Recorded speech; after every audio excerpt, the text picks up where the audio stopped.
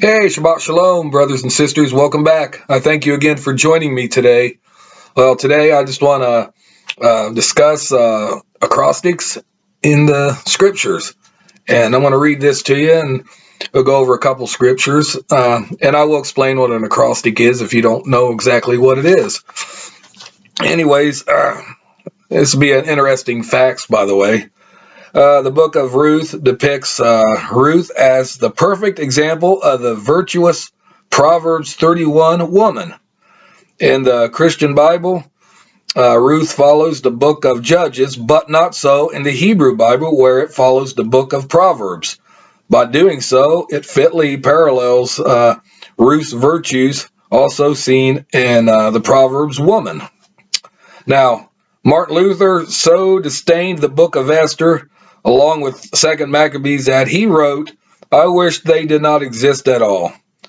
On the other hand, the Jewish scholar Maimonides elevated Esther to nearly equality with the law of Moses, saying that the law and Esther would still stand after all other scriptures had perished.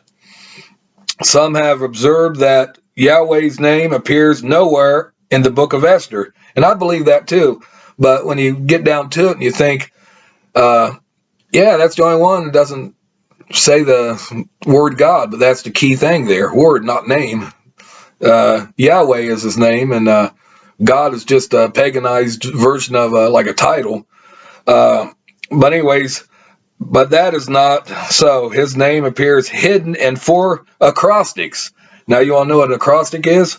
An acrostic is where in a series of lines certain letters appear at the start of each line to form a composite name. And here it's a tetragrammaton. The 4 are in Esther chapter 1 verse 20, chapter 5 verse 4, chapter 5 verse 13, and chapter 7 verse 7. The 5th acrostic is chapter 7 verse 5, forms the word which is letters EHYH, and that is I am, the root meaning of Yahweh. Other acrostics are in Proverbs 31 verses 10 through 31, Psalms 25, 34, 37, 111, 112, 119, and 145. Anyways, let's go. I want to read a couple of these. See, you won't detect them in the English-speaking Bible. It's in the Hebrew. The Hebrew, you'll be able to find these letters, these acrostics. But I'm just going to read a couple to you right now. And first one to be Esther, and I'm in the book of Esther. It's 120, and 120 here says, "And when the king's decree which he shall make shall be published throughout all his empire, for it is great, all the wives shall give to their husbands honor both to great and small." So that's just a normal passage, but the tetragrammaton is in there when it comes to the Hebrew. Chapter 5, verse 4. So you go a couple pages over. Chapter 5, verse 4.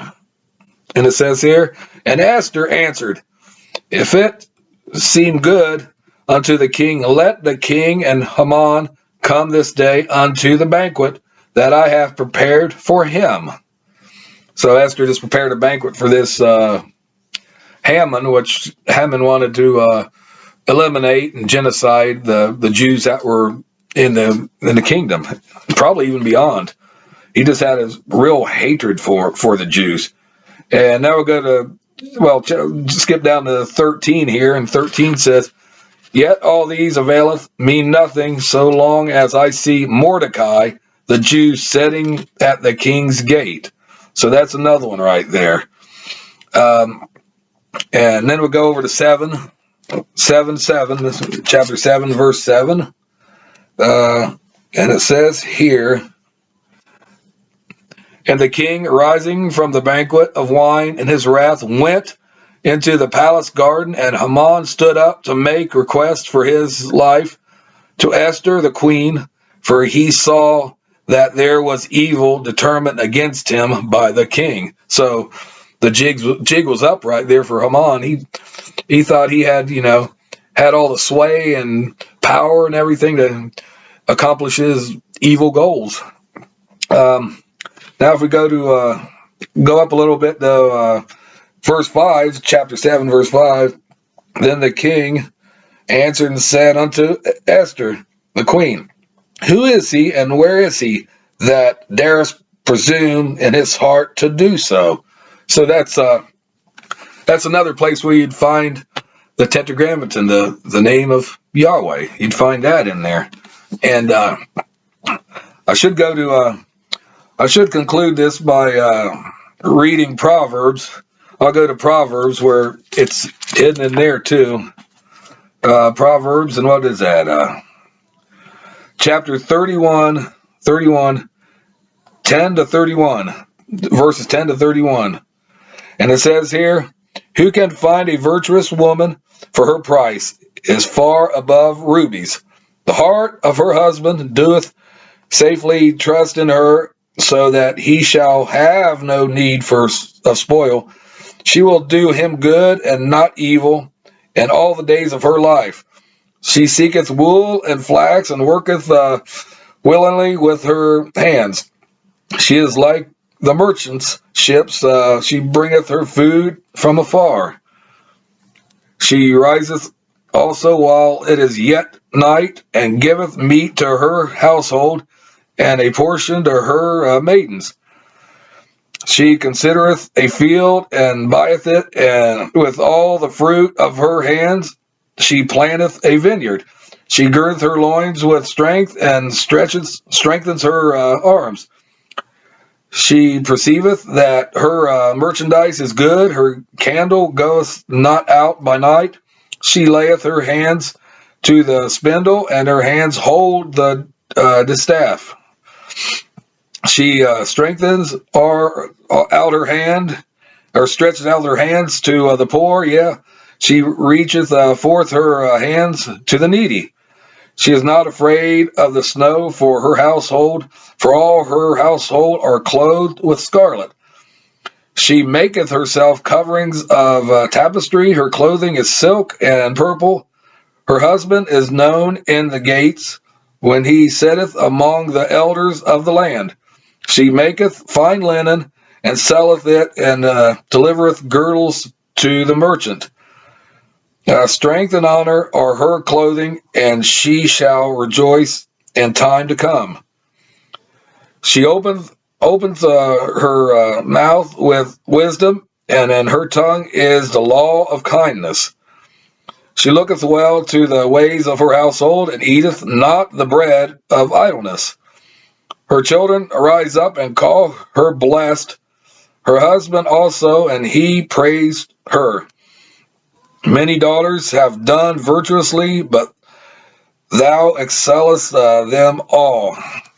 Next page over here. Favor is deceitful, and beauty is vain, but a woman that feareth Yahweh, she shall be praised. Give her of the fire of her hands, and let her own works praise her in the gates.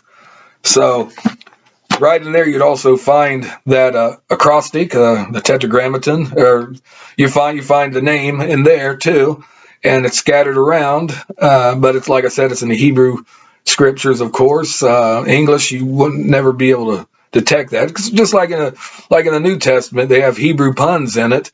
That Hebrew puns is a very distinct. Hebrews, when they wrote stuff like his name will be Yeshua. He will save his people. So he will, and Yeshua is Yah saves, or salvation. So that's another thing kind of hidden that people don't realize. And I made a video about Hebrew puns not too long ago. Please check that out for yourself. But anyways, that's all I have to say about that. And I thank you again for joining me. So please give me a big thumbs up, hit that notification bell, and also subscribe. I'd really appreciate that.